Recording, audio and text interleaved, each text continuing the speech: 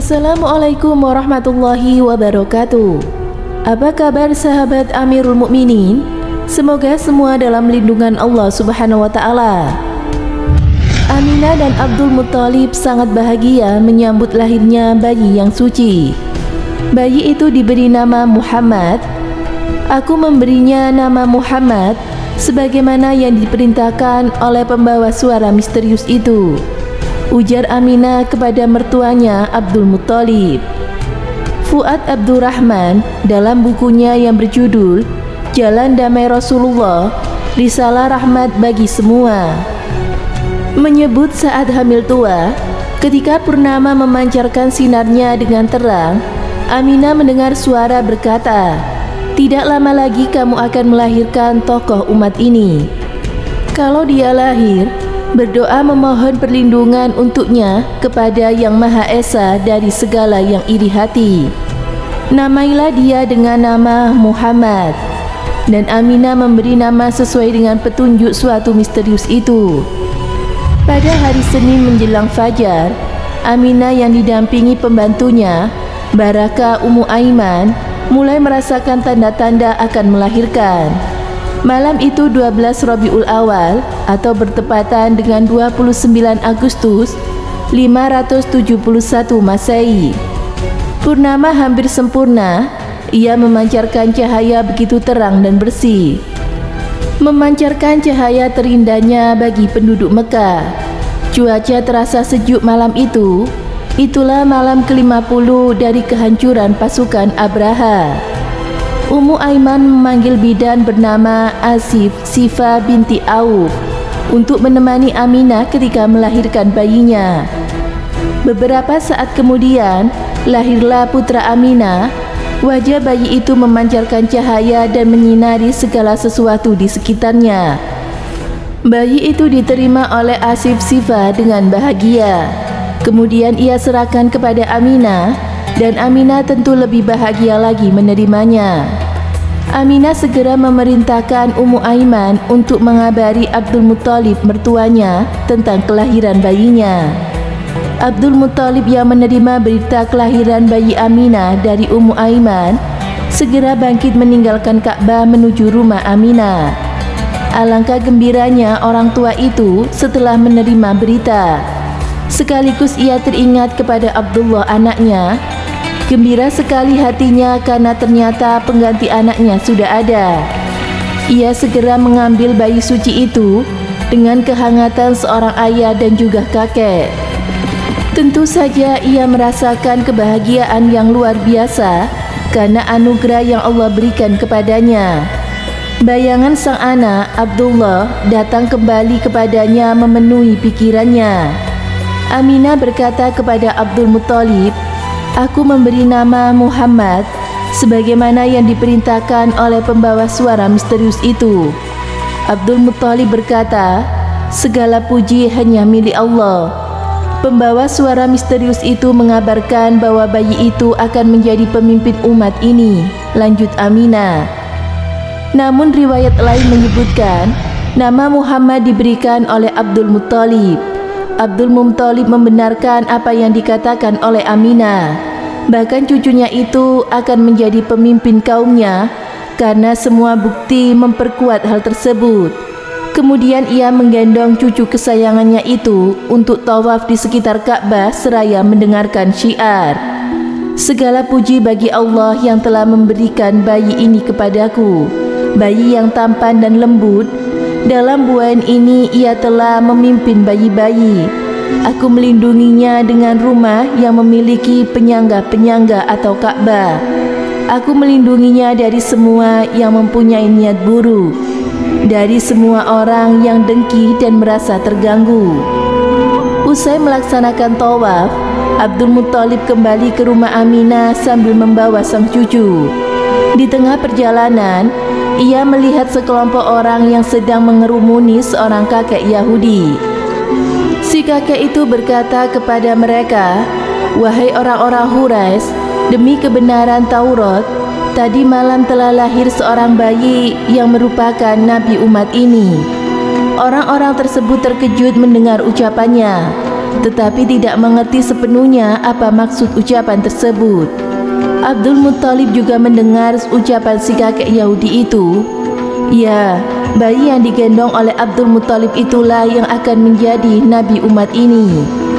Pada hari ke-7 kelahiran Nabi Muhammad, Abdul Muttalib meminta disembelihkan unta. Hal ini kemudian dilakukan dengan mengundang makan masyarakat Quraisy. Tidak lazim. Syekh Syafiur Rahman Al-Mubarakfuri dalam bukunya yang berjudul Ar-Rahib Al-Maktum menyebutkan nama Muhammad itu tak lazim digunakan oleh bangsa Arab kala itu. Dalam Ar-Rad Al-Unuf wal Ma'anu As-Sirah Nabawi li Ibni Hisham, karya Imam Abu Qasim As-Suhaili, diinformasikan bahwa orang-orang Mekah mempertanyakan pada Abdul Muttalib tentang nama yang diberikan kepada cucunya itu. Sebab tak ada satu orang pun dalam garis keturunan Abdul Muttalib yang menggunakan nama Muhammad. Abdul Muttalib pun menjawab diberikan nama Muhammad karena ia berharap kelak seluruh penduduk bumi memujinya. Memang jika dicermati, nama Muhammad merupakan maf'ul yang memiliki arti orang yang terpuji. Sementara kata Ahmad sendiri merupakan fi'il yang berarti saya terpuji. Menurut Imam Samsuddin Asy-Syafari, keistimewaan nama Muhammad itu juga terletak pada susunan hurufnya, di mana susunan namanya terdiri dari 4 huruf sesuai dengan lafadz zalalah. Selain itu, banyak juga ulama yang menjelaskan tentang keutamaan-keutamaan tiap susunan huruf dalam nama Muhammad. Terkait pemberian nama Muhammad dari Abdul Muttalib dan Aminah, ada penjelasan bahwa nama Muhammad itu tak diberikan begitu saja dalam lisan Abdul Muttalib. Ibnu Hisham dalam Sirah Nabawiyah menjelaskan, terdapat sebuah riwayat tentang malaikat yang mendatangi Siti Aminah. Malaikat itu memberitahu Siti Aminah bahwa dirinya sedang mengandung seorang pemimpin umat.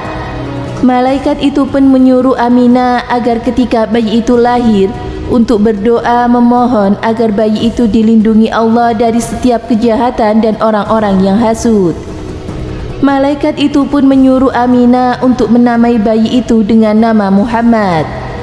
Sementara Imam Abu Qasim As-Suhaili atau Imam Suhaili menjelaskan bahwa kakek Rasulullah juga memperoleh nama Muhammad berdasarkan mimpi yang dialaminya.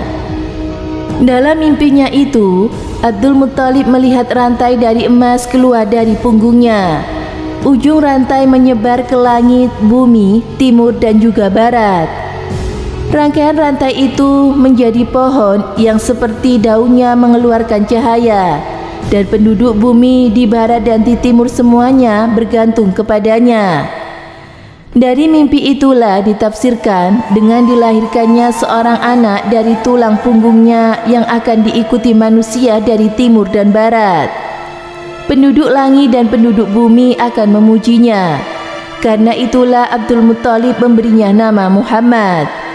Masya Allah, itulah sepenggal kisah tentang asal mula pemberian nama Muhammad untuk Nabi junjungan kita, Nabi Muhammad SAW.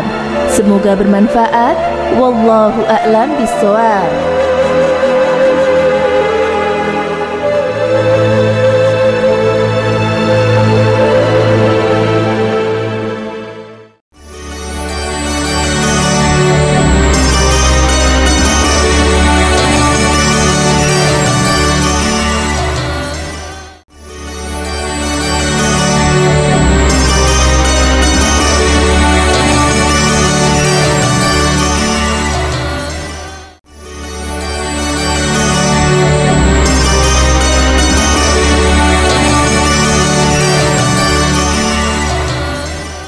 Assalamualaikum warahmatullahi wabarakatuh. Pemirsa Amirul Mukminin yang dirahmati Allah Subhanahu wa taala, Nabi Muhammad sallallahu alaihi wasallam tidak membawa ajaran baru.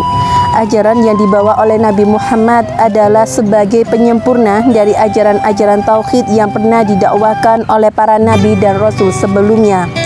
Jadi sebenarnya ajaran Nabi terdahulu dengan ajaran yang dibawa oleh Nabi Muhammad SAW, yakni saling keterkaitan atau saling berhubungan.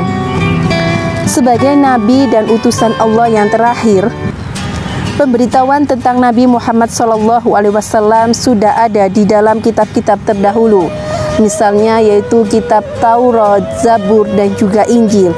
Bahkan di kitab suci agama Hindu, yakni Weda. Dan perlu dicatat bahwa setelah kedatangan Nabi Muhammad SAW, kitab-kitab yang terdahulu sudah tidak diperlakukan atau sudah dinas atau sudah dihapus oleh kitab suci Al-Quran, dan mereka semua atau umat manusia seharusnya mengikuti Nabi Muhammad SAW sebagai Nabi terakhir. Karena ajaran yang dibawa oleh Nabi Muhammad SAW yaitu bersifat universal atau menyeluruh untuk semua umat manusia. Tidak seperti nabi-nabi sebelumnya, misalnya Nabi Musa hanya untuk Bani Israel, lalu Nabi Isa hanya untuk Bani Israel di daerah Palestina dan di sekitarnya. Karena Nabi Muhammad SAW adalah rahmatan lil alami, rahmat bagi umat seluruh alam. Semoga bermanfaat. Wassalamualaikum warahmatullahi wabarakatuh.